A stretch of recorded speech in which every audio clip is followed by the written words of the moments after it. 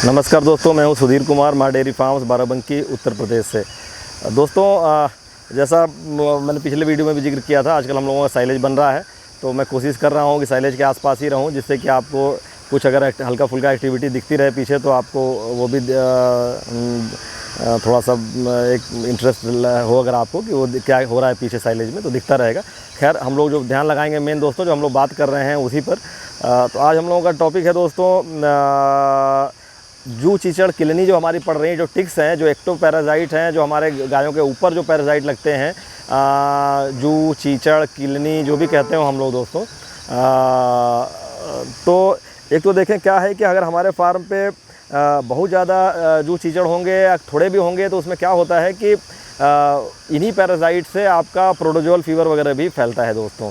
ये इनके काटने से ही ये गायों से दूसरे गायों को प्रोटोजोल फीवर ट्रांसफ़र करते हैं।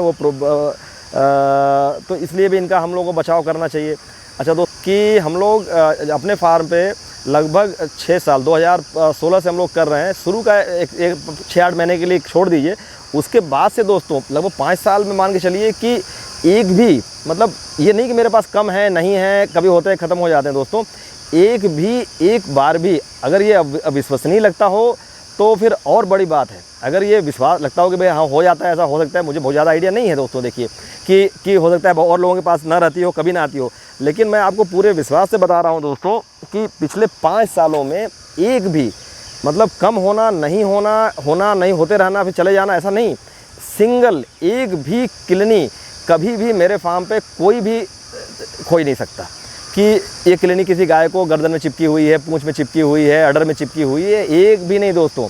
और अब देखें, अब हम लोग 2 चीज़ें करते हैं दोस्तों। एक तो डायरेक्टली लिंक्ड है उस किलनी को, हम लोग उसको ध्यान करें, वो कर सकते हैं। मैं एक कुछ और करता हूँ, पहले मैं तो ये कहूँगा कि पहले आप जो हम लोग पहले कर रहे हैं उतने को ही करिए, हमें ज़्यादा चांस है उसी से नहीं होती, लेकिन हम लोग दूसरी प्रक्रिया भी करते हैं, क्योंकि ये अविश्वसनीय रूप से हमारे फार्म पे किलनी नहीं है दोस्तों। तो पता नहीं, ब्यूटॉक्स तो बहुत से लोग इस्तेमाल करते होंगे। अब देखें दोस्तों, हम लोग जो करते हैं, मैं पहले उसका जिक्र करूं कि हम लोग अपने फार्म पे रेगुलर बेसिस पे दोस्तों, ठीक 1 तारीख को हम लोग अपने फार्म पे ब्यूटॉक्स का स्प्रे करते हैं।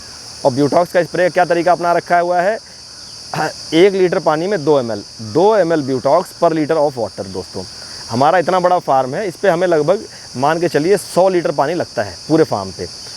100 लीटर पानी में हमें 200 ml ब्यूटॉक्स, सारा महीने का जो खर्चा है दोस्तों, हम 1-1 लीटर के पैक लेके आते हैं, वो ज़्यादा महंगा भी नहीं पड़ता है। तो 1 लीटर वाला ब्यूटॉक्स लेके आएंगे, बड़ा ब्यूटॉक्स आप। तो मैं अपनी बात कर रहा हूँ, आपको कम एरिया कवर करनी हो तो आप कम करिएगा, हमारा फार्म बहुत बड़ा है। तो आप ये मान के चलिए कि जैसे आप 15 लीटर के पीठ वाली टंकी में स्प्रे करने के लिए अगर आप पानी भर रहे हैं, तो उसमें 30 ml ब्यूटॉक्स आप डालेंगे दोस्तों। तो अब आप कितने पानी में, अच्छा, तो एक बात और ध्यान करें दोस्तों कि जब आप ब्यूटॉक्स का स्प्रे कर रहे होते हैं, तो आप गाय के ऊपर भी करेंगे, उसका आँख, मुंह, कान बचाइए थोड़ा सा, गाय के ऊपर भी करेंगे, और हम लोग पूरे फार्म पे करते हैं दोस्तों, भीतर बाहर सब। और 100 लीटर पानी और 200 ml ब्यूटॉक्स, मतलब 1 लीटर पानी में 2 ml, तो 100 लीटर पानी में 200 ml ब्यूटॉक्स में पूरा फार्म कवर होता है दोस्तों। फार्म के भीतर फर्श पे भी, क्योंकि क्या होता है कि देखिए, मैं कोई किलनी साइंटिस्ट नहीं हूँ दोस्तों, मैं आपको वही बता रहा हूँ जो हमारे फार्म पे हमने कैजुअली किया और वो काम किया। और मैं जब आप अपने फार्म पे स्प्रे कर रहे हैं, तो जितना भी आपकी एरिया हो उसके हिसाब से देखिए, आप हर लीटर पे 2 ml ब्यूटॉक्स, ये याद कर लीजिए।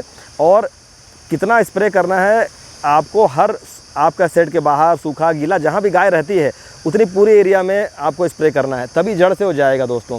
तो और इंक्लूडिंग गाय के ऊपर, कई मित्र क्या करते हैं, केवल गाय के ऊपर करके छोड़ देते हैं। केवल गाय के ऊपर करने से फार्म से नहीं ख़त्म हो रही है दोस्तों, और हमारे पास है ही नहीं, तो मैं जानता नहीं दोस्तों कि किससे गई है और न कभी लौट के आती है। मैं आपको बताऊं, 2-3 साल पहले की बात है, एक बार हमने गाय के गर्दन पे देखी थी दोस्तों। मतलब समझिए कि मैं इसलिए बार बार ये स्ट्रेस कर रहा हूँ कि अभी आने वाले पिछले कुछ NDRI करनाल से एक डॉक्टर साहब आए थे, एक साइंटिस्ट थे, उन्होंने उनको ब्लड सैंपल लेने थे। और आपको मैं बताऊं, मैं व्यस्त था, और डॉक्टर साहब ने कहा कि हमें ब्लड सैंपल लेने हैं, और हम ये असेस करना चाहते हैं कि अलग अलग क्लाइमेट में, अलग अलग जगहों पे कैसे, मतलब उस ब्लड सैंपल से असेसमेंट करेंगे कि जैसे मतलब कुछ उनका उसमें था रिसर्च, जिसमें कि किलनी कितनी है, क्या है और कैसे, थोड़ा सा मुझे भूल रहा है दोस्तों उनका क्या ब्रीफ था एग्जैक्टली। लेकिन क्या बात हुई, हमने कहा दोस्तों आप डॉक्टर साहब आप कर लीजिए, लेकिन हमारे पास किलनी तो है ही नहीं। तो उन्होंने कहा कि अरे ऐसे कैसे हो सकता है, क्लिनिक नहीं होगी। मैं कहा डॉक्टर साहब है ही नहीं, कई सालों से नहीं है, ज़ीरो है। तो हमने उनको स्वागत किया, हमने कहा कि डॉक्टर साहब आप आइएगा ज़रूर। और क्या उन्होंने भी कहा कि मैं देखना, ठीक कोई बात नहीं, मेरा वो ब्लड तो मैं नहीं निकालूंगा, लेकिन मैं मिलना ज़रूर चाहूँगा और देखना चाहूँगा। खैर डॉक्टर साहब नहीं आए, लेकिन दोस्तों इसीलिए मुझे लगता है कि ये विश्वास भी नहीं करने जैसी लग रही है सबको। तो मेरे पास तो क्लिनिक ज़ीरो है, मेरे पास से कम 40-50 मित्र गाय लेके जा चुके हैं, और सभी को पता होगा कि मेरे यहाँ से गई गायों में कभी क्लिनिक दिख ही नहीं सकती, होती ही नहीं कभी भी क्लिनिक। तो आप ये करें। अच्छा दूसरा दोस्तों, एक तो ये हो गया। अच्छा दूसरी प्रक्रिया पे आ जाए, हम लोग एक चीज़ और करते हैं दोस्तों, वो हम क्लिनिक के लिए नहीं करते हैं, इन जनरल करते हैं।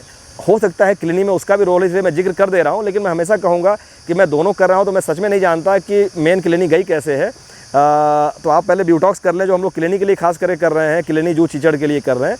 अगर उससे सच में अगर 2-3 महीना लगातार प्रयोग करिए। पहले देखिए दोस्तों, मैं यहाँ जिक्र कर दूँ, पहले हम लोग करते थे तो हर 15 दिन पे करते थे, और जब हमने देख लिया कि भाई ये बरसात भी आ रही है, चली जा रही है, नहीं आ रहे, तो धीरे धीरे हमने करके पहले 20 दिन पे करने लगे, फिर हमने 1-1 महीने पे शुरू कर दिया। और मेरे पास कभी तब भी लौट के नहीं आई है। ब्यूटॉक्स के स्प्रे हम लोग मंथली करने लगे हैं। शुरू में 15-15 दिन पे करते हैं दोस्तों, एक आध साल हम लोग 15-15 दिन पे करते रहे। और शुरू में आपके यहाँ भी ना ख़त्म हो रही हो तो आप 1-1 महीने 15-15 दिन पे कर लें, फिर उसको धीरे धीरे बढ़ा के 1-1 महीने पे कर लें। नहीं आती लौट के दोस्तों, वो जड़ से ही मिटी रहेगी। और दूसरा जो हम लोग कर रहे हैं वो फॉर्मेलिन का स्प्रे करते हैं दोस्तों। फॉर्मल्डिहाइड फॉर्मेलिन है, फॉर्मेलिन ले आते हैं, और उसका डाइल्यूशन 10% है। जैसे आप ये माने कि 1 लीटर में 100 ml, मतलब 1 लीटर में 100 ml फॉर्मेलिन मिलेगी दोस्तों। इसी तरह से आप बनाएंगे, लेकिन यहाँ 1 लीटर में 2 ml ब्यूटॉक्स था, वहाँ 1 लीटर में 100 ml फॉर्मेलिन पड़ती है, और उसको पूरे फार्म पे हम लोग स्प्रे करते हैं। उसको मेरा एम दोस्तों ये भी है कि फॉर्मेलिन से स्प्रे करने में कोई भी कीटाणु आपके फार्म पे होंगे, वो थनैले के हों, को किसी बीमारी के हों, वो तो इन जनरल चीज़ें जो रूटीन डिसइंफेक्शन कहते हैं, उसके तहत मैं करता हूं दोस्तों कि मैं 10% फॉर्मल्डिहाइड का स्प्रे करता हूं। 10% का मतलब वही हुआ कि 1 लीटर में 100 ml, और 1 लीटर में 100 ml फॉर्मल्डिहाइड मिला के, फॉर्मेलिन मिला के, उसको भी पूरे फार्म पे इसी तरह से स्प्रे कराता हूँ। तो 100 लीटर अगर पानी लगेगा तो 10 ml फॉर्मेलिन हम लोग पूरे फार्म पे स्प्रे करते हैं। बड़ा फार्म है दोस्तों, 2-2 शेड है हमारे पास।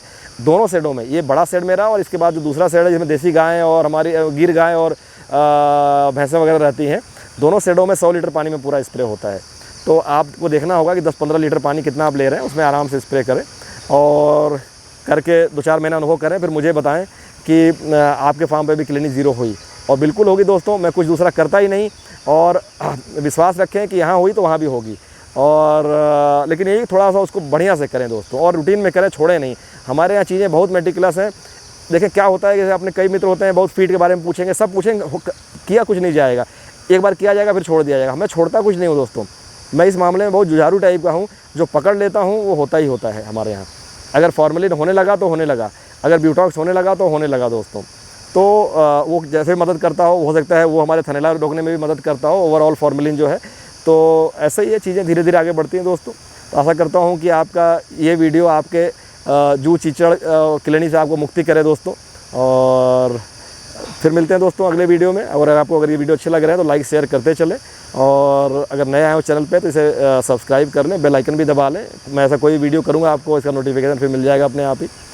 तो फिर मिलते हैं दोस्तों अगले वीडियो में, तब तक के लिए नमस्कार।